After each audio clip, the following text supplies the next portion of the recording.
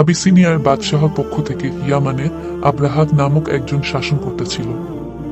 সে দেখো গোটা আরবের লোকেরা মক্কার কাবা শরীফে হজ্জ করতে যায়। বিষয়টি তার মোটেও পছন্দ হলো না। তার ইচ্ছা হলো মক্কার পরিবর্তে সবাই আমাদের দেশে আসুক। এ লক্ষ্য বাস্তবায়নের জন্য সে ভাবল কাবা গৃহের অনুকরণে আমাদের এখানেই একটি উচ্চ মর্যাদা সম্পন্ন গির্জা নির্মাণ করবে। তাতে বিনোদন ও চিত্তাকর্ষণের সব ধরনের উপায়োপকরণ থাকবে। তা হবে সর্বোচ্চ জাঁকজমকপূর্ণ। তাহলে মানুষ মক্কার সাদাশীতে সেই কাবা বর্জন করে মূল্যবান পাথরে সজ্জিত এই কাবার দিকে ছুটে আসবে। এতে মক্কার হজ্জ পর্ব বন্ধ হয়ে যাবে। সে এ উদ্দেশ্যে ইয়ামানের রাজধানী সানায় একটি কৃত্রিম কাবার ভিত্তি স্থাপন করে। সেখানে সে মন খুলে টাকা পয়সা ব্যয় করে। কিন্তু এত কিছুর পরও মানুষ সেদিকে আকৃষ্ট হয়নি। আরবরা, বিশেষ করে কুরাইশ গোত্রের লোকেরা যখন আব্রাহার এই কৃত্রিম কাবা সম্পর্কে জানতে পারল, চরম উত্তেজিত হয়ে উঠল। একজন তো ঘৃণা ভরে উক্ত কাবায় গিয়ে মলত্যাগ করে।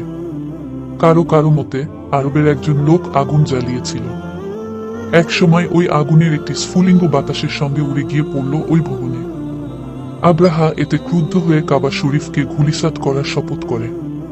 শপথ অনুযায়ী বিপুল সংখ্যক হাতি সংবলিত সৈন্যদল নিয়ে বাস্তবেই সে কাবা শরীফ ধ্বংস করার উদ্দেশ্য বের হয়। পথে আরবের যে গোত্র তার প্রতিরোধ করে, তাদের সাথে সে যুদ্ধে লিপ্ত হয় এবং তাদেরকে পরাজিত করে। নবীজির দাদা আব্দুল মুত্তালিব ছিলেন তখন কুরিশ গোত্রের নেতা এবং কাবা শরীফের মুতাওয়াল্লি। তিনি এ সংবাদ জানতে পেরে বললেন, লোক সকল, তোমরা নিজেদেরকে রক্ষা করার ব্যবস্থা করো।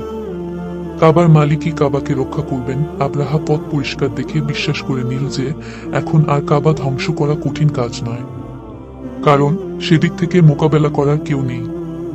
আব্রাহা যখন মক্কার নিকটবর্তী মুহাসসার উপত্যকার নিকট পেছল, তখন সমুদ্রের দিকে থেকে হলুদ আর সবুজ রঙের ক্ষুদ্র ক্ষুদ্র পক্ষীর ঝাঁক আসতে দেখল। প্রতিটি পাখির ঠোঁটে ও পাঞ্জায় ক্ষুদ্র ক্ষুদ্র কঙ্কর ছিল। ওই পক্ষীগুলো সৈন্যদের উপর কঙ্করের বৃষ্টি বর্ষণ করতে লাগল। আল্লাহর কঙ্কর জাতীয় সেই পাথরগুলো বন্দুকের গুলির চেয়েও বেশি কাজ করল।